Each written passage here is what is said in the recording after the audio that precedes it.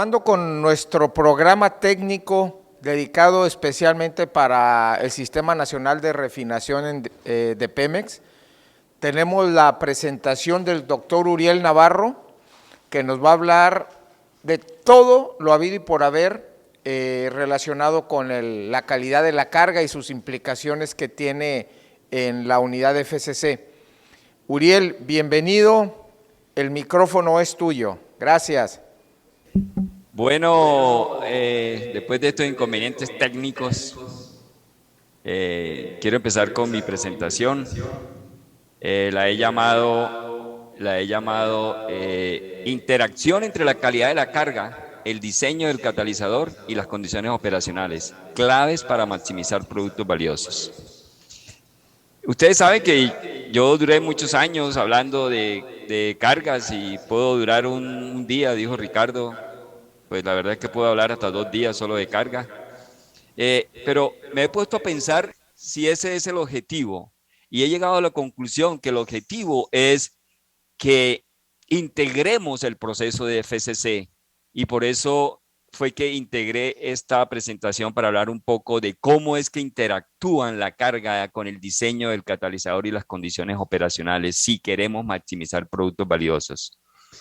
Y para explicar este concepto de integración, les quiero mostrar esa imagen, ¿cierto? Esa imagen que aparece ahí, que todos saben que es cierto.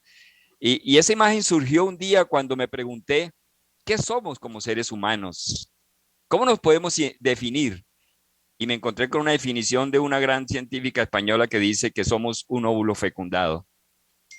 Somos dos células, una que me dio papá y otra que me dio mamá, y eso nos permite ver al cuerpo humano de una forma integral, de una forma holística. Ya es hora de que dejemos de ver al cuerpo humano el corazón por un lado, el cerebro por el otro, el estómago por el otro. Muchas veces, si nos enfermamos del cerebro, la enfermedad pudo haber salido del estómago, de los intestinos. Entonces, este es un concepto que es bien importante, que hoy en día está cambiando la medicina moderna. Ya nos están viendo como un ser completamente integral. Y de esa forma es que nosotros debemos ver también una unidad de FCC.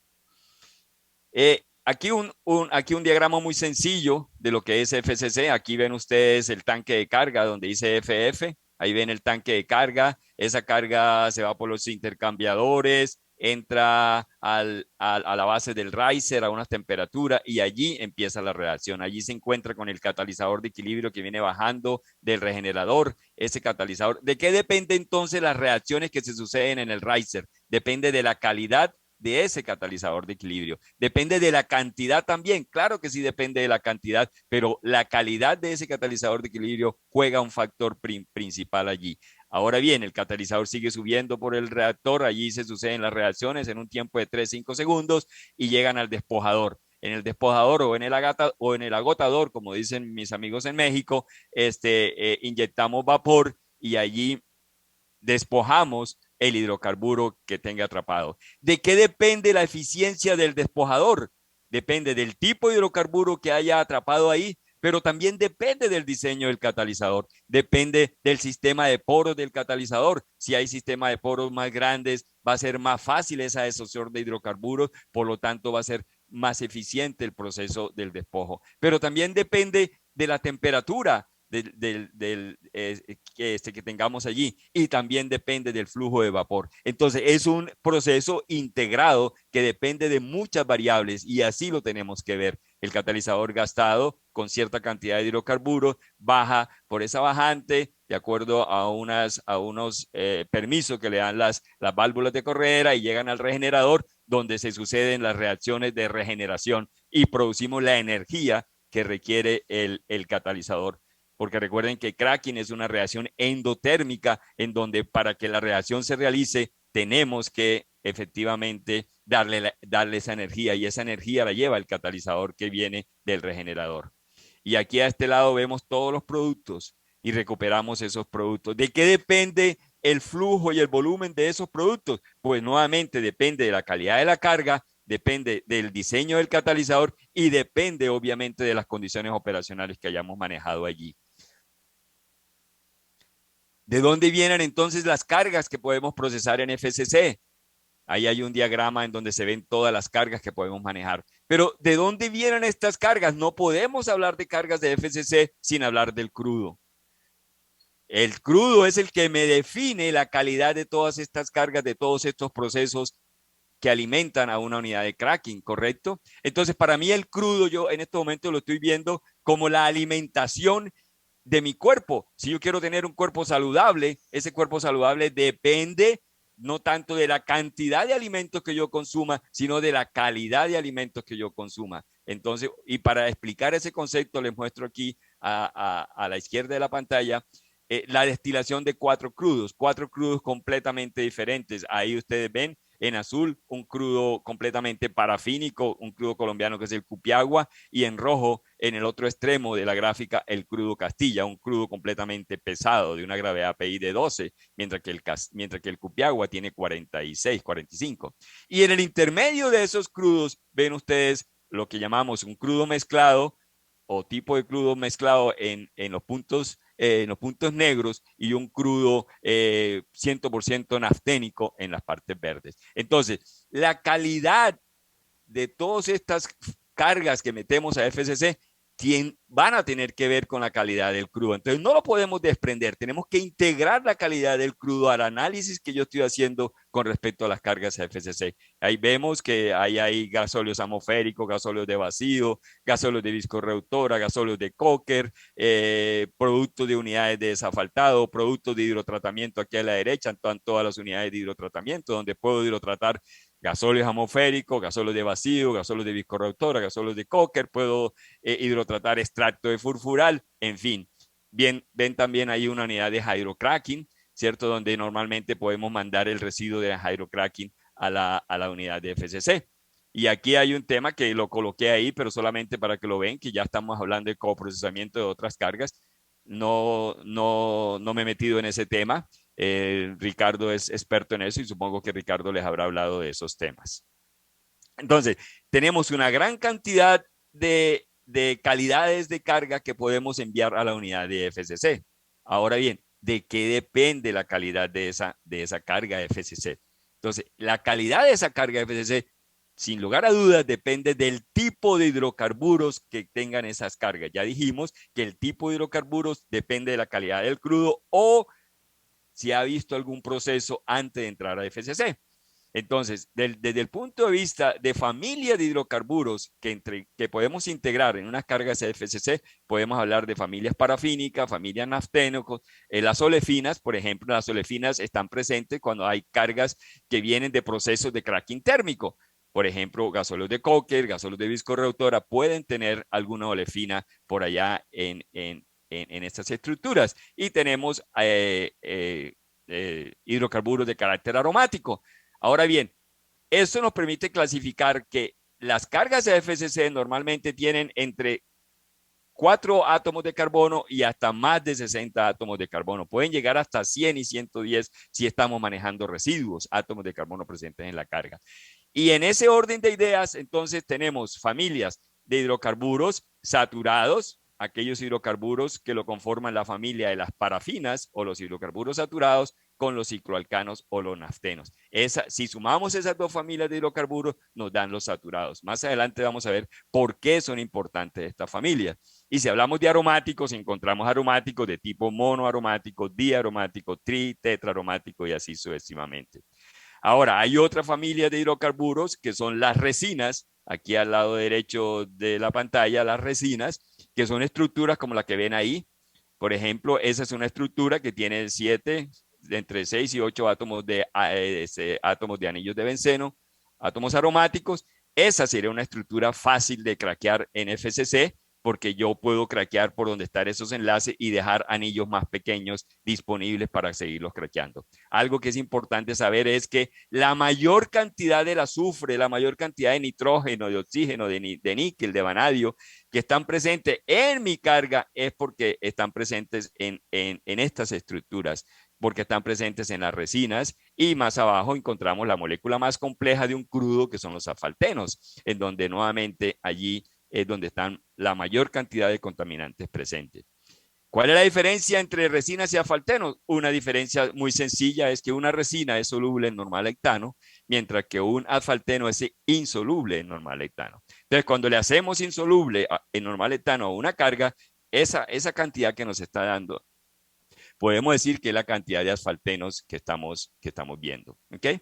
Entonces, esos asfaltenos, ahora, hay una pregunta aquí interesante. Si mi carga no tiene asfaltenos, ¿de dónde vienen los asfaltenos que aparecen en el circuito de fondos? Porque se ha dicho y se ha concluido que lo que aparece en el circuito de fondo, esas estructuras que las podemos filtrar y las podemos separar, son asfaltenos. Seguramente sí son asfaltenos, pero son asfaltenos que se produjeron en el proceso de FCC. ¿Ok? No vienen con la carga porque hay muchísimas cargas que no tienen asfaltenos y sin embargo aparecen asfaltenos en el circuito de fondos. Esto da para otro tipo de conversaciones. Ahora bien, le hacemos un montón de análisis a una carga de FCC. Le hacemos gravedad API, índice de refracción, punto de anilina, contenido de nitrógeno, azufre, contenido de carbón con Raxon. Julio, yo no sé si en el momento de la presentación, si alguien me quiere interrumpir para hacerme una pregunta, lo pueden hacer o lo hacemos al final. No sé cómo prefieren. ¿Aló? ¿Aló? Uriel, tenemos las dos opciones. Si yo veo que alguien levanta la mano, te trato de interrumpir y si no, nos vamos hasta el final.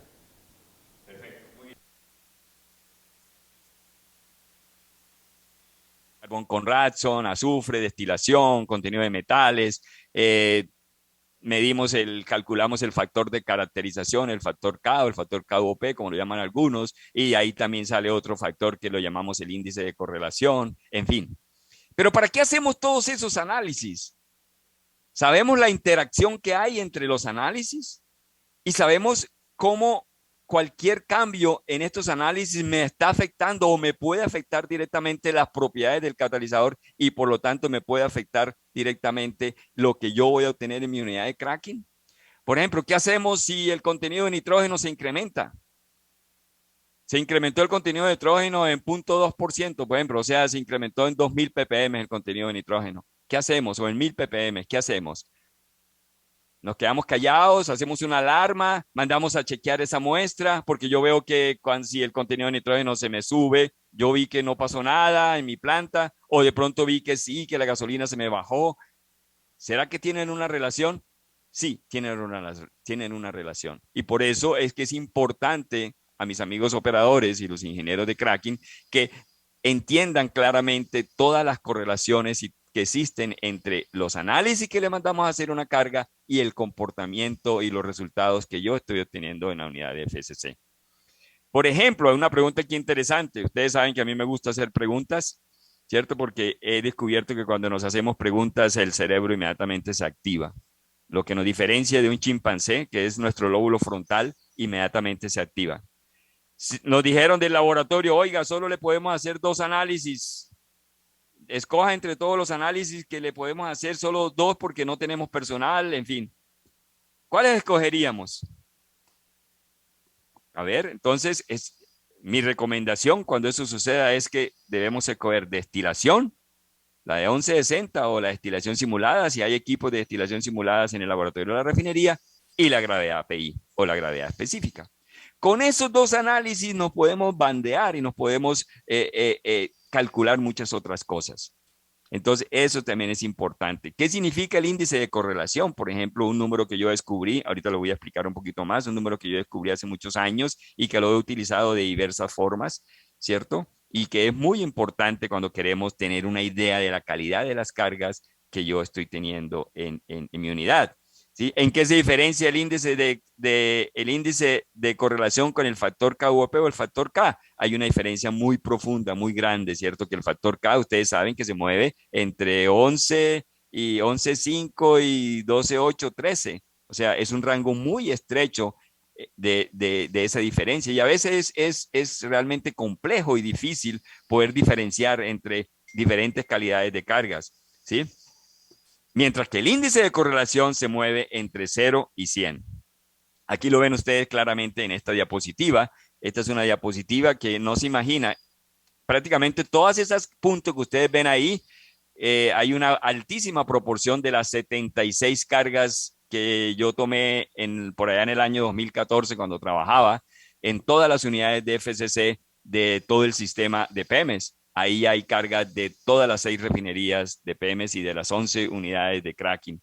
Y caracterizamos profundamente todas esas cargas, un trabajo monumental que se hizo, un trabajo que costó alrededor de $750,000 por todo el trabajo que se hizo allí. Esa gráfica que ustedes ven ahí, que está muy bonita, tuvo un trabajo enorme para poder llegar ahí. Todas estas cargas que tomamos allá, le mandamos a hacer caracterización por resonancia nuclear magnética, ¿cierto? Y ese le mandamos a hacer para medir y cuantificar el contenido de hidrógeno de cada una de esas cargas. Y nos pusimos después a jugar cómo yo calculo el contenido de hidrógeno, porque no vamos a poder mandar cada vez las cargas para que me le hagan resonancia nuclear magnética. Entonces encontramos que el contenido de hidrógeno, que lo habíamos medido por resonancia nuclear magnética, lo podíamos calcular si conocíamos el índice de correlación. Entonces, fíjense ustedes, miren ustedes cómo se mueve el índice de correlación y eso me permite clasificar las cargas. Cargas con índices de correlación menor de 42 y contenido de hidrógeno superior a 12.8, podemos decir con mucha claridad y pueden apostar la botella de tequila que más quieran, ¿cierto? Que son cargas de carácter parafínico, o sea, son cargas como esas carnitas que alguna vez me invitó mi amigo Juan Carlos, que no sé si estará por ahí, que espero la siga preparando así de sabrosa como la preparó hace muchos años. Así es una carga parafínica fácil de digerir, sabrosa para cracking. Eso es lo que es una carga parafínica, un solomito, una cosa fácil. Cargas entre 42 y 55 de índice de correlación y contenido de hidrógeno entre 2 y 12.8 podemos decir que son cargas de carácter nafténico, o sea, cargas que tienen estructuras de anillos nafténicos en su estructura. Y cargas por encima de 55 podemos asegurar que son cargas de carácter aromático con un contenido de hidrógeno por debajo de 12. Aquí en esa abajo pueden ver la ecuación para calcular el índice de correlación que utiliza el punto medio de ebullición, ahí donde dice MEABP, es el punto medio de ebullición de la carga, o sea que yo necesito hacer la destilación, y donde dice GS es la gravedad específica de la carga. Y abajo ven la ecuación para calcular el contenido de hidrógeno de las cargas a partir del índice de correlación. ¿Y por qué es importante esto? Muchas veces yo veo a los ingenieros enredados con los balances de masa, no están seguros si los balances de masa son que no son. A veces los proveedores les mandamos unos balances de masa que cuesta trabajo creer que eso se va a obtener en la planta. Entonces, ¿cómo chequeamos que mi balance de masa está correcto o que el balance de masa que me está diciendo el proveedor es correcto? Pues haciendo un análisis de balance de hidrógeno. Porque recuerden ustedes que cracking no mete hidrógeno. Cracking, ¿qué es lo que hace? Distribuye el hidrógeno de la carga entre todos los productos. Entonces, el hidrógeno de mi carga tiene que ser exactamente igual o muy semejante al contenido de hidrógeno de todos y cada uno de mis productos. De esa es una forma, y de ahí es donde es interesante estas correlaciones que hemos desarrollado del contenido de hidrógeno. Ahora, fíjense la importancia de conocer esto. Aquí en la parte derecha veo, pues le estoy mostrando dos fracciones de dos crudos que ya le mencioné, el crudo Castilla y el crudo Cupiagua. El crudo Castilla completamente pesado, ¿cierto? Y el crudo Cupiagua completamente parafínico, liviano. Fíjense ustedes, por ejemplo, el fondo de vacío del crudo Castilla tiene un índice de correlación de casi 100, 99.6, con una gravedad PI de 0.6, ¿cierto? El crudo reducido o el residuo atmosférico tiene un índice de correlación de 84.5 y una gravedad PI de 5.8 con un contenido de hidrógeno de 10. El contenido de hidrógeno del fondo de vacío es menor de 9. Ahora, observen ustedes cómo es esas mismas variables en un crudo como el Cupiagua. El fondo de vacío tiene un índice de correlación de 58 para un fondo de vacío. Eso es maravilloso y la gravedad PI es de 13.8. Mientras que el crudo reducido o el residuo atmosférico, que se identifica ahí como CR, tiene un índice de correlación de 30.4 y una gravedad PI de 27.9 con un contenido de hidrógeno de 13.6. O sea, si yo tengo disponible esos crudos reducidos y me lo quieren mandar a cracking, no tengo ningún problema en recibirlo porque así tenga el crudo reducido, tenga la fracción de ese fondo de vacío presente en ese crudo reducido o en ese residuo atmosférico, lo podemos procesar sin ningún problema en cracking Y de hecho, en la refinería de Barranca se hizo por muchos años el residuo atmosférico del crudo Cusiana, porque son cargas de excelente calidad. Son esos langostinos deliciosos que uno se puede comer. Y aquí hay un resumen de todo esto, mis amigos. Muchos ya han visto esta gráfica la desarrollé hace muchos años, cuando yo quería en una sola tabla mostrarle a los ingenieros y a los supervisores y a los operadores todo lo que se debe saber de, de lo que es la carga AFCC. En esa diapositiva, mis amigos, está toda la información que ustedes deben saber. Ahí van a encontrar, por ejemplo, en la parte superior encuentran lo que son los hidrocarburos parafínicos, cicloparafínicos, monoaromáticos, diaromáticos, triaromáticos, tetraaromáticos, las resinas y los asfaltenos. ¿Ok?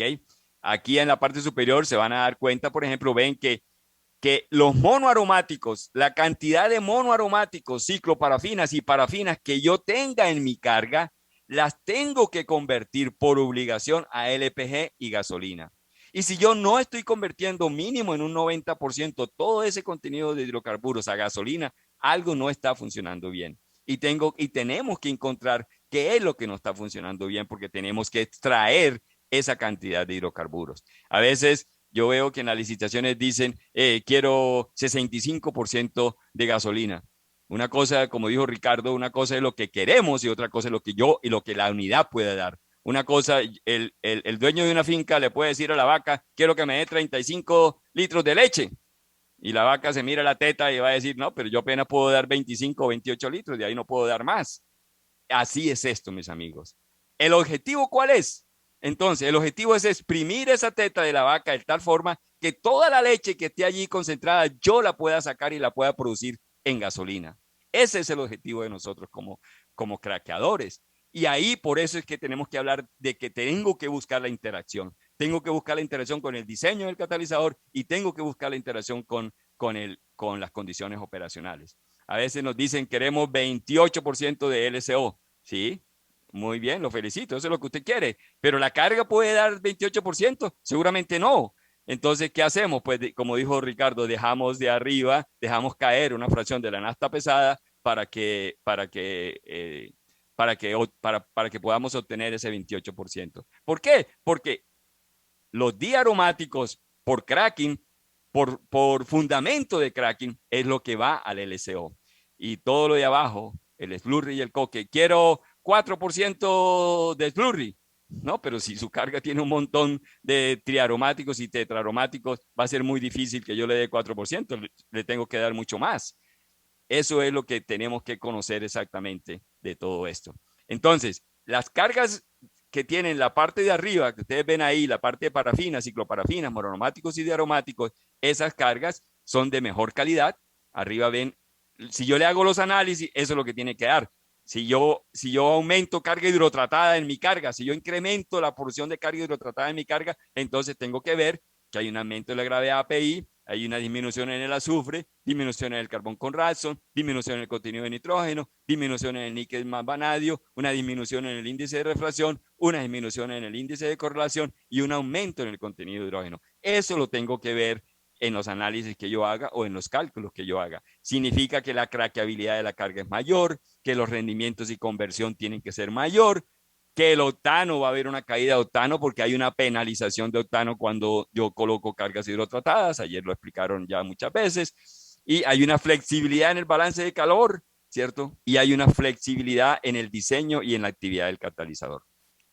Aquí le estoy colocando un ejemplo para que ustedes se den cuenta de que no estamos hablando aquí y no nos estamos inventando nada. Esto lo pudimos demostrar nosotros con suficiente claridad. Aquí ven, por ejemplo, en esta gráfica de que ven acá, los puntos azul es un residuo de hydrocracking. Un residuo de hydrocracking que es muy rico en hidrocarburos de la fracción de arriba porque hemos metido muchísimo hidrógeno. ¿De acuerdo? Ese residuo de hydrocracking tiene muchas cicloparafinas, parafinas, tiene muchos precursores a gasolina y LPG.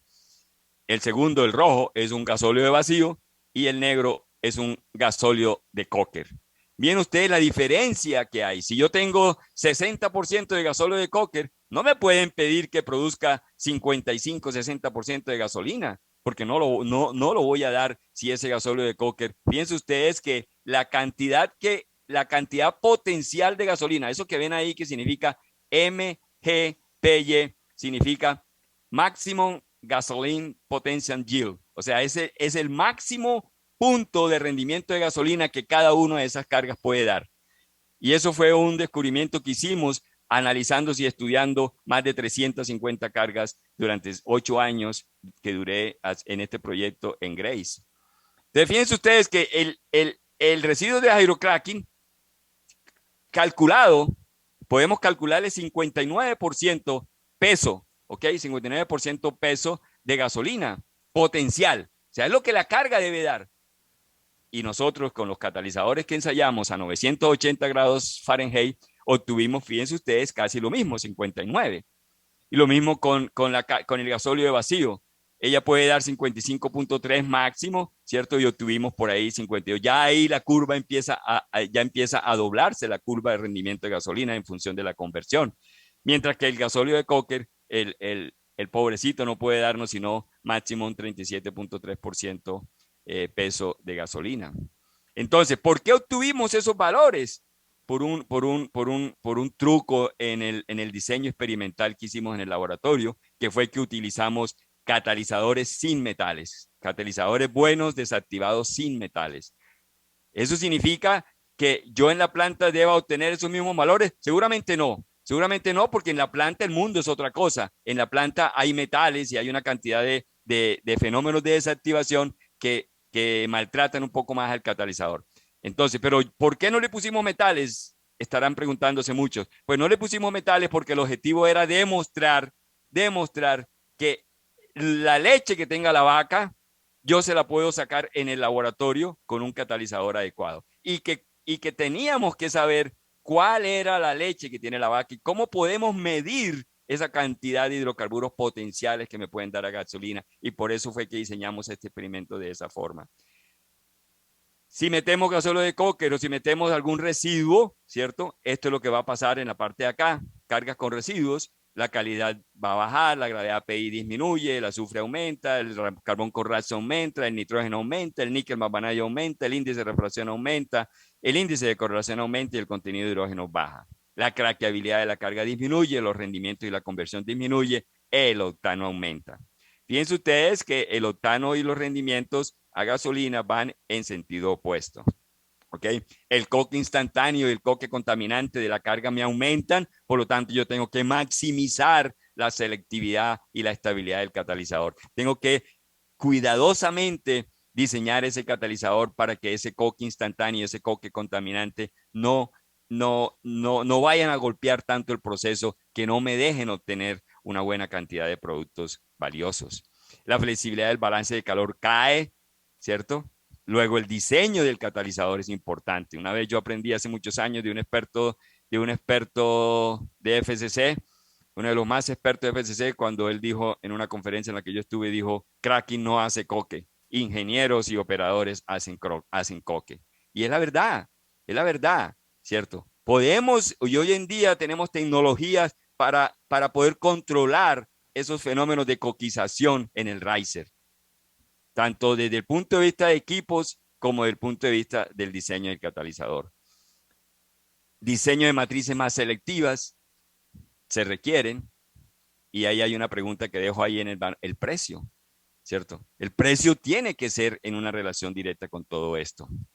Ahora bien, queremos maximizar productos. Hagámonos algunas preguntas cuando nos concentramos en queremos maximizar productos. Entonces yo tengo que saber cuáles son los objetivos de la unidad. Sus objetivos son LCO, destruir fondos, aumentar gasolina y LPG, maximizar octano. ¿Cuáles son sus objetivos? ¿Cuáles son las limitaciones mecánicas que tiene la unidad? La unidad tiene tiene limitaciones en el soplador, tiene limitaciones en el compresor, ¿cierto? Tiene limitaciones en la circulación de aire. ¿Cuál es la calidad de la carga? ¿Qué tipo de crudos se procesan? ¿Cuál es la actividad óptima del ICAT para la unidad? Fíjense que aquí he colocado, fíjense que Ricardo que me está saludando ahí, fíjense que yo aquí he colocado actividad óptima del ICAT. No es lo mismo a la actividad adecuada, ¿ok?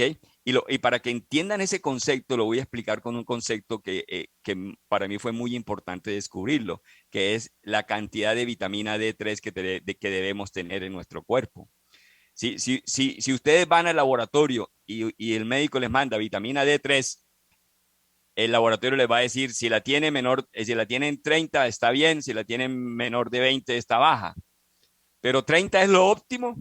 No, no es lo óptimo. Así el laboratorio diga que está normal, que está bien. El año pasado descubrieron algo que a mí me pareció impresionante, que fue que le midieron la vitamina D, trataron de buscar en la enfermedad del COVID, ¿cierto? Y encontraron que pacientes que tenían vitamina D3 por debajo de 20, el 85% de esos pacientes fallecieron o tuvieron una enfermedad muy severa y fallecieron. Mientras que si los pacientes positivos de COVID tenían vitamina D3 por encima de 35, la mortalidad de esos pacientes fue casi cero. Pero vuelvo y repito, ¿35 es lo óptimo? No, no es lo óptimo aún, ¿cierto? Entonces, ¿cuál es lo óptimo en el caso de la vitamina D? Me puse a investigar y encontré, y con mucha fundamentación científica, que lo óptimo es entre 50 y 80. Entonces, si tenemos vitamina D3 en sangre y en nuestro cuerpo por encima de 50, entre 50 y 80, podemos tener una salud y esa vitamina D va a hacer un trabajo espectacular en todo nuestro cuerpo. Eso es importante que lo sepamos y ese es el concepto de óptimo, concentración óptima, actividad óptima del ICAT. A veces nos conformamos con una adición de 2 y con una actividad de 70, pero el 70 es lo adecuado. ¿Qué pasaría si yo adiciono una tonelada más y me subo a 74? Ese 74, ese delta, ¿cuánta gasolina me va a dar? Y si yo hago los cálculos económicos, ¿cuánto beneficio le estoy reportando a mi unidad? Entonces, ahí para explicar, mis amigos, y créanme en ese concepto, que lo adecuado no necesariamente es lo óptimo. ¿Ok? ¿Cuál es la relación entre estabilidad y adición de catalizador fresco? ¿Cuál es el nivel de metales contaminantes óptimos del ICAT? ¿Cuál es el mejor diseño del catalizador para cada unidad? ¿Cuál es la relación precio-diseño del catalizador? ¿Vale lo mismo un catalizador que tenga 38% de cebolita con un catalizador que tenga 24% de cebolita? No pueden valer lo mismo, ¿cierto? No pueden valer lo mismo y eso es un concepto que ojalá cuando estén en los procesos de selección y evaluación de catalizador se incluyan esos conceptos. ¿Cómo cuantificamos los componentes activos que tienen los catalizadores para ver si hay una equivalencia entre la cantidad de componentes activos que tenga mi catalizador y el precio respectivo? ¿Ok? Para explicar ese concepto, ahora viene maximizar productos valiosos. ¿Qué significa maximizar productos valiosos? Y aquí quiero hacer una comparación entre dos cosas que me parecen bien importantes y quiero que todos me presten un poco de atención en esto. Me puse a pensar, ¿cómo comparo Kraken? ¿Cierto? El objetivo de Kraken, ¿cuál es? Producir dólares, ¿cierto? Al final del día es cuántos dólares produjo la unidad en ese día de operación. Y lo quiero comparar con algo que es importante. Si yo quiero estar saludable, si yo quiero ser saludable, ¿qué tengo que hacer? ¿Cuáles son los nutrientes que le tengo que dar a mi cuerpo para que sea saludable? Hace más de un año, mis amigos, año y medio, 2 años, he venido investigando profundamente estos temas y hace casi 2 años, me preparo todos los días un batido, como si ustedes fueran a preparar un tanque de carga para la unidad de FCC. Me preparo un batido que tiene todo eso que ven ahí: carbohidratos saludables, proteínas, grasa saludable, antioxidante. Eso que ven ahí tiene toda esa cantidad de productos que ven ahí. ¿Por qué? Porque entendí que mi salud dependía de la cantidad de nutrientes y micronutrientes que yo le produzca a mi cuerpo. Aquí no es lo mismo la cantidad de nutrientes que yo le dé o la cantidad de alimentos que yo le dé a la calidad de esos alimentos y de esos micronutrientes. Aquí hay poderosísimos antioxidantes, hay mucha fibra dietética, hay fitonutrientes, hay agua, algo en factor importante, me ayudan a controlar el pH del cuerpo, que es muy importante. Y aquí ven toda la cantidad de cosas que yo combino. Ahí combino cúrcuma, jengibre, canela, manzana verde, limón, piña. No, o sea, no vayan a pensar que siempre hago lo mismo, no voy combinando una vez, otra vez. Algo que nunca puede faltar, el limón, nunca puede faltar el aceite de coco, las verduras, una frutica, siempre van a estar ahí. Ahora, ¿cómo compara eso con mi Kraken? Lo mismo, si yo quiero optimizar mi Kraken, tengo que concentrarme en la calidad de mi carga, tengo que concentrarme en la calidad del catalizador que estoy circulando, porque ¿cómo sé yo, si la unidad está funcionando perfectamente? En este lado de acá, con los nutrientes, me hacen un análisis de sangre y ahí inmediatamente yo puedo saber, o los médicos pueden saber, si mi cuerpo está bien, ¿cierto? Ahora, ¿cómo sabemos en una planta de cracking los problemas que tenga la unidad? Analizando el ICAT. Analizando el ICAT, que es la sangre que está circulando por la unidad, puedo yo saber qué tipo de enfermedad tiene la unidad, qué tipo de problemas tiene la unidad. Lo mismo pasa aquí. Si me analizan mi sangre, yo puedo saber qué cantidad, si estoy bien jodido o cómo estoy en mi salud. Y todo eso, ¿qué es lo que hace que todo eso funcione bien? El conocimiento. El conocimiento es lo que hace eso posible. Y ese conocimiento, que es este tipo de capacitaciones, cuando compartimos con ustedes este conocimiento, ¿cierto? De la cual yo me siento muy feliz y agradecido por tener con ustedes esta oportunidad. Entonces, fíjense ustedes que aquí están todos los productos de FCC y al final del día, de la cantidad de esos productos es lo que me va a permitir calcular a mí las cantidades de dólares por barril. Ahora, maximizar productos, ¿qué significa? Ok, tenemos una cantidad de hidrocarburos en mi carga. Tengo saturados, tengo diaromáticos, tengo triaromáticos, tetraaromáticos, tengo resinas. Pero, ¿qué hago con eso? ¿Qué componente del catalizador craquea cada uno de esos productos? ¿Es importante la concentración de los componentes en la formulación? ¿La actividad y la estabilidad de los componentes es un factor crítico? ¿Cómo afectan los tipos de hidrocarburos a las condiciones de operación? ¿Cuál de los hidrocarburos afecta en mayor grado las propiedades del catalizador? Entonces son preguntas interesantes que nos tenemos que hacer cuando queremos optimizar esa interacción carga-catalizador. No es lo mismo, como dije, un catalizador que tenga 35% de zeolita a un catalizador que tenga 18% de zeolita. No es lo mismo. O un catalizador que no tenga matrices activas a otro que tenga matrices activas, a un catalizador que no tenga trampas de vanadio a otro que sí tenga trampas de vanadio. Entonces el diseño del catalizador se convierte en una de las variables más importantes y cada unidad, el concepto que les quiero decir es que cada unidad requiere un diseño único. Para demostrarlo, en el 2017 tuve la oportunidad de ganar nos ganamos unas 2 unidades muy importantes de una refinería acá en el país, en Colombia, y tuve la oportunidad de hacer un experimento. Esta gráfica la vieron ayer, que la presentó mi amigo el ingeniero Luis Bougurat. Aquí ven ustedes que en el catalizador verde, en los puntos verdes, era el catalizador de la competencia que estaba en la unidad antes de empezar a entrar el catalizador de Grace. Ahora ven 2 catalizadores de Grace, un catalizador Genesis de punto azul y una reformulación que le hicimos al Genesis que lo llamamos Genesis Gold para seguir mejorando. Y fíjense ustedes que en cuanto a área de zeolita, entonces agarramos esos catalizadores y los contaminando y los desactivamos sin metales con 8,000, con 12,000 y con 16,000 partes por millón de metales. ¿Por qué 16,000? Porque nosotros empezamos a operar en febrero del 2017 la planta y como en mayo del 2017 se presentó una contaminación en la planta, en esta planta en donde los metales se subieron a 16,000, casi 17,000 el níquel más vanadio, pero si le sumábamos el calcio, la concentración pasaba de 20,000 ppm de níquel, vanadio y calcio. Entonces, fíjense ustedes que el catalizador de la competencia con 18% de zeolita en el catalizador fresco, con 16,000, el pobrecito quedaba como la arena, como la arena de Cancún, ¿cierto?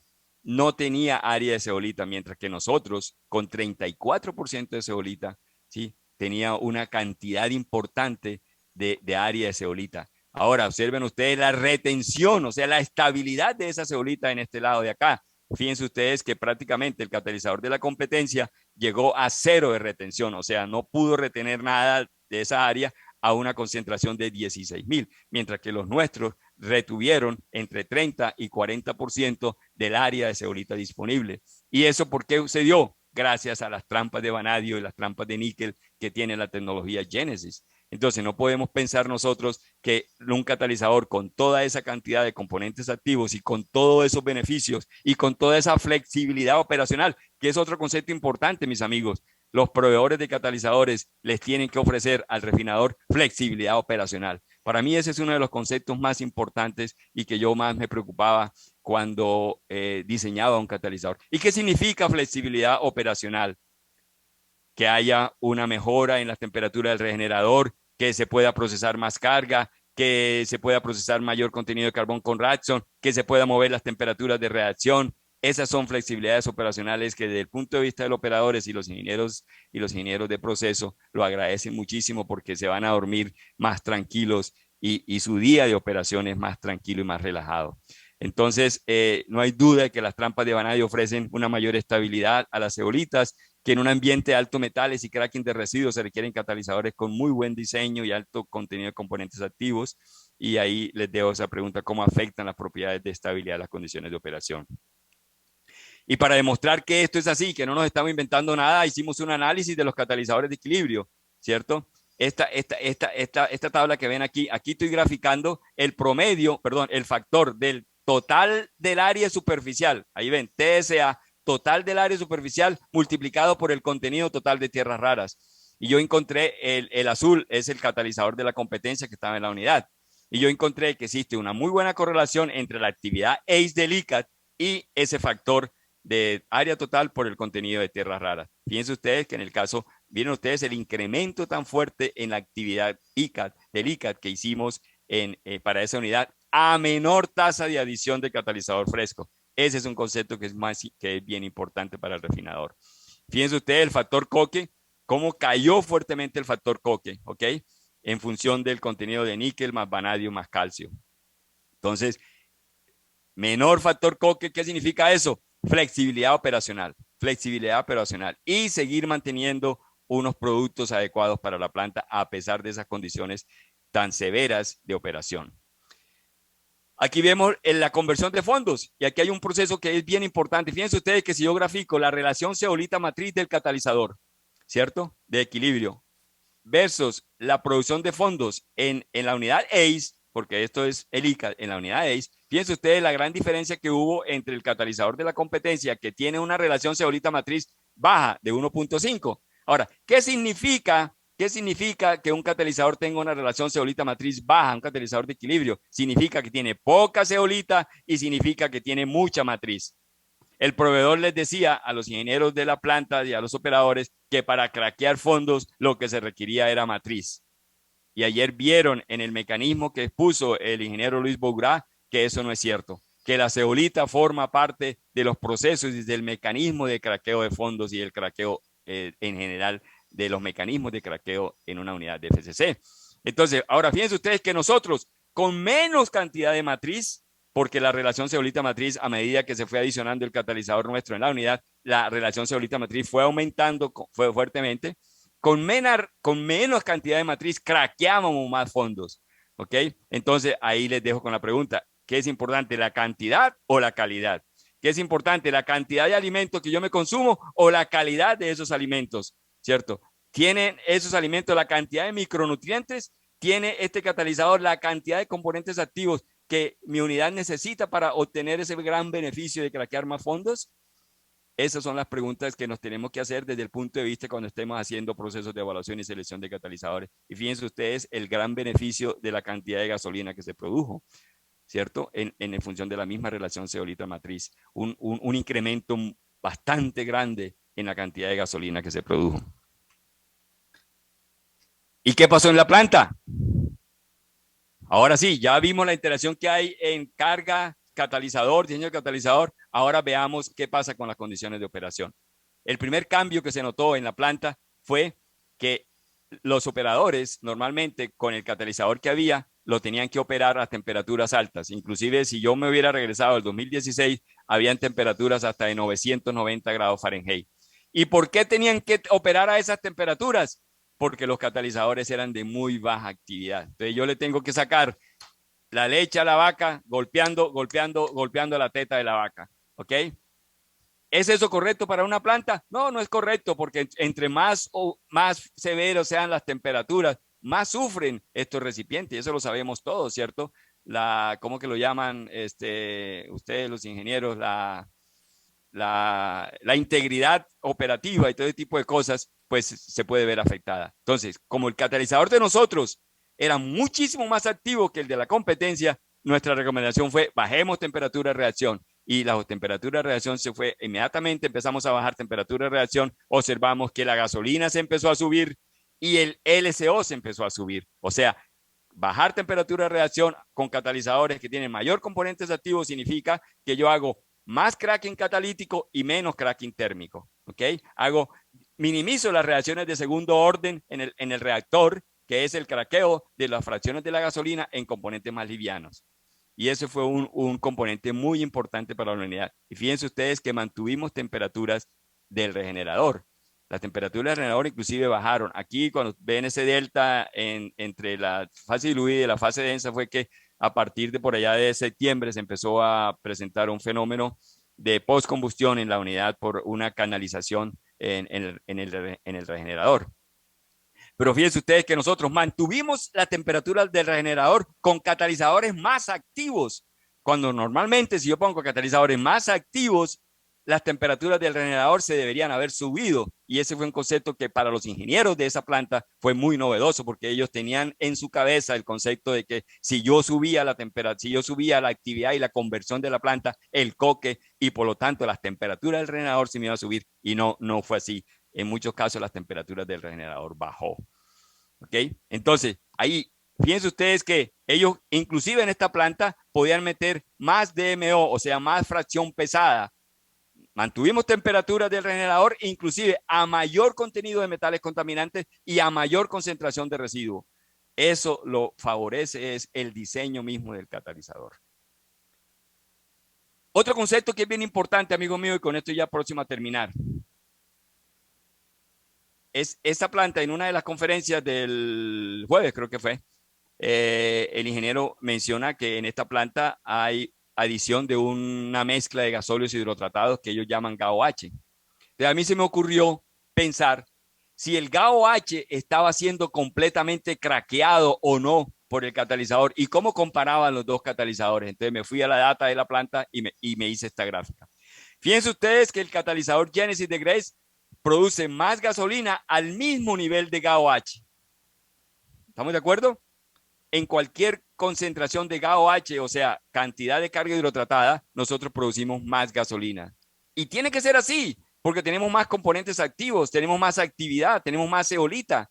¿Ok? Entonces, no es suficiente con gastarse un mundo de dinero para meter hidrógeno en las cargas y producir cargas hidrotratadas y no craquearlas completamente. No es suficiente con tener leche en la vaca y no sacar toda esa cantidad de leche que la vaca tiene. Entonces, es un objetivo también. Y de eso se llama, y de eso se trata maximizar. ¿Ok? Y fíjense ustedes que el rendimiento de gasolina más LCO se incrementó completamente cuando comparo los dos catalizadores. ¿Ok? Aquí algo bien importante, hubo un delta de más o menos $5 por barril de carga procesada con respecto al catalizador anterior. En un análisis económico que hicimos cuando se hizo la evaluación, un delta de $5 por barril. Eso es mucho dinero, mis amigos, y eso paga cualquier incremento en la tasa de adición de catalizador fresco. Entonces, ¿cuáles serían tus conclusiones y recomendaciones de esta pequeña charla?